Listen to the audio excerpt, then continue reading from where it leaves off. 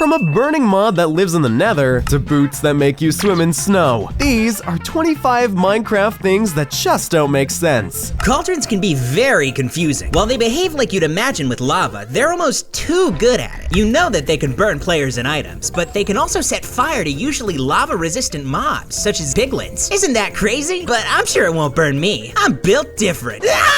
You're so stupid, Moggy. One of the highlights of the Caves and Cliffs update's first half is the introduction of axolotls. They're undeniably the cutest additions, no doubt. However, their ocean moves don't translate to the land very well. They tend to be quite slow. That is, until you leash one, and then it moves at surprisingly high speeds. I have no idea why this happens, but it's pretty funny. Wait, come back! Fishing in Minecraft has been quite powerful for a while. Mojang even decided to reduce the treasure loot tables in version 1.16 for most fish farms. However, the nerfed version of fish farming is still quite potent. If you pick up a random water bucket from anywhere in the world, like a jungle, ocean, or even a cauldron filled with rainwater, and place that water source wherever you want, you can still fish infinite cod and salmon from that single block. Wait, this isn't a fish! After the last fact, we know that realism isn't the main goal for Minecraft, nor are the graphics. One funny thing is how the game's square and rectangular mobs cast round shadows. It's also strange that these shadows can show through solid rock slabs and even appear on top of light sources like lava. This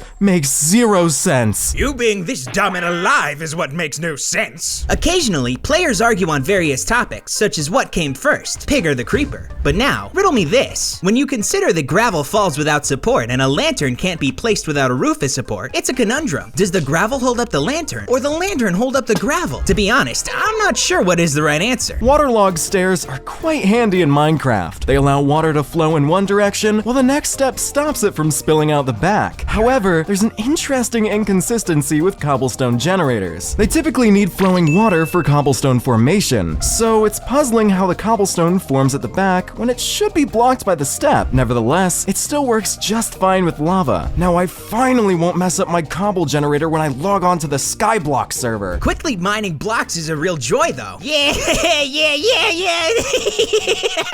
Anyways, I know that it can be frustrating when someone slows you down. For me, the biggest annoyance is cobblestone. It takes more time to mine than regular stone, which feels odd because cobblestone already looks broken and rough. It's like Steve is secretly fixing it with concrete or something after mining, and that just doesn't make any sense at all. Blast resistance can be a bit amusing. Take, for instance, an iron block and an iron chain. Even though both are made of iron, the block costs over 7 times the iron ingots needed to make the chain link. One might assume the block is stronger, but that's not the case. Both have a blast resistance of 6, so if you want a robust iron barrier for your base, maybe go for the chain link fence instead. Blast resistance of 6, you say?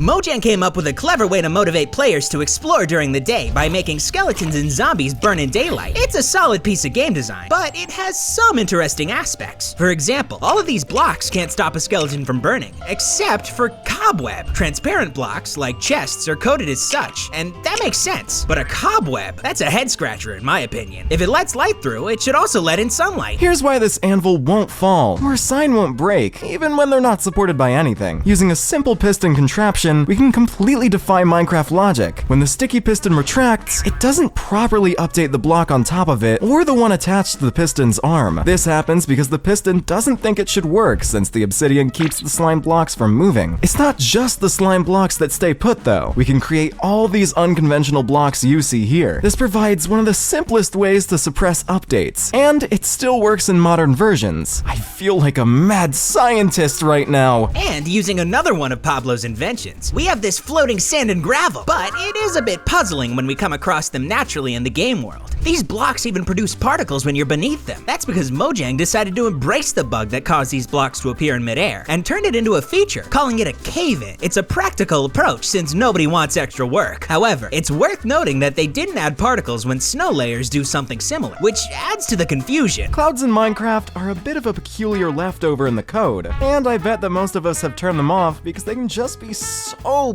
boring. However, before you disable them permanently, there is one cool thing to check out. Just go into the sky and you'll see that it keeps raining even when you're flying above them. It's a really cool view, even if it doesn't make a lot of sense. Wait a minute, why does my elytra not work? Whoa! No! Next time, check your elytra.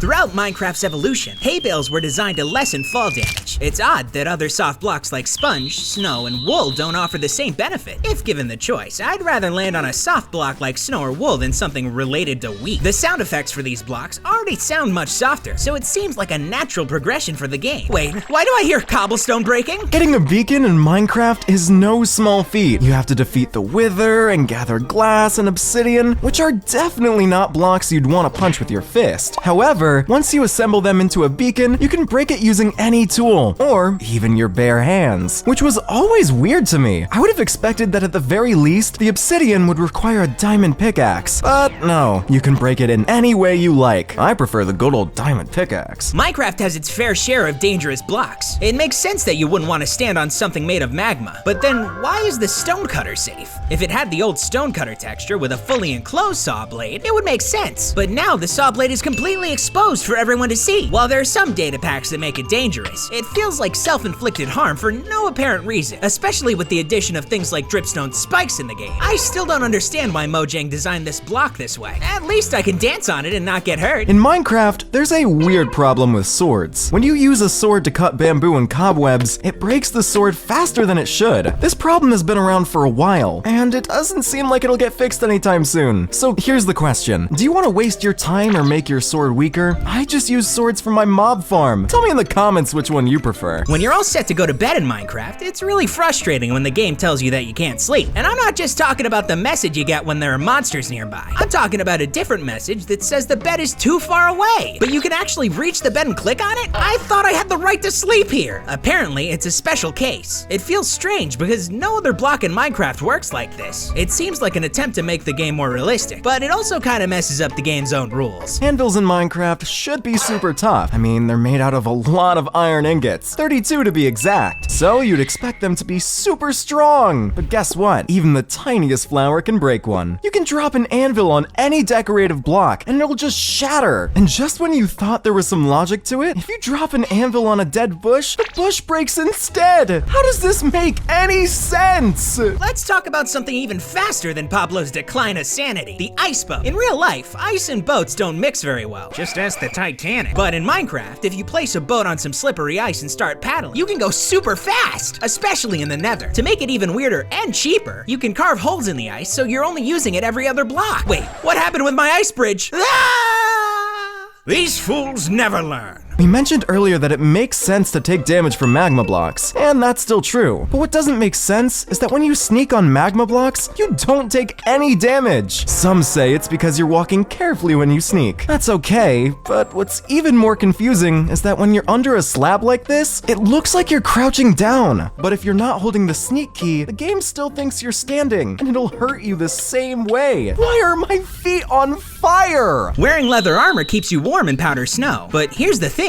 Even having just leather boots is enough to keep your whole body from freezing, even if you're completely in the powdered snow. That might seem like a lot. I understand wearing leather boots to walk on powdered snow, but it's a bit much when it keeps you completely safe from the cold, especially when mobs that drop leather aren't safe in powdered snow themselves. Take that, you stupid cow! Back when Minecraft first added stripped logs, it was a big deal for builders because it gave us something that looked like logs but matched the color of wooden planks. Well, most of them match, except for dark oak. If you line them up, it's clear that dark oak doesn't quite fit with the rest of the pattern. And it's a shame, because a darker shade for the dark oak texture would be really great. While there's a point for changing it to make things consistent, I have to admit that the current stripped dark oak does look pretty nice. In Minecraft, something strange happens when you ride a boat off a cliff. Whee! I didn't take any damage. But the weird part is, if you ride a boat off a 49 block tall fall, you'll die from the fall damage. But why does the boat break as well? It would make sense if 49 blocks were the limit, but here's where it gets even stranger. You can survive falls from over 50 blocks high, and both you and the boat will be okay. But when you get out of the boat after a 114 block fall, the boat still breaks. Oh, my poor boat. Farmland in Minecraft has some strange rules that regular dirt just doesn't have. One of the quirks is that it's not a full block. block, so you can't put decorations on the side of it. This means you can't attach torches or ladders to the side of farmland, which is especially odd for torches. But for some reason, you can put signs on the side of farmland. It's a bit puzzling, because attaching a torch to the side of your farmland seems more than reasonable to me. Shooting a flame arrow is the closest you'll get to having a torch on it. What does this pattern remind you of? Well, based on regular logic, not much. It's not a glass half full. It's more like a pool mostly empty. But due to the strange way water sources work in Minecraft, over time, this shape is all you need to completely fill up a basin. That has never made sense to me. Having infinite water in a small pool is one thing, and I understand that it doesn't make sense, but when you see it stretched to the limits like this, it gets quite confusing.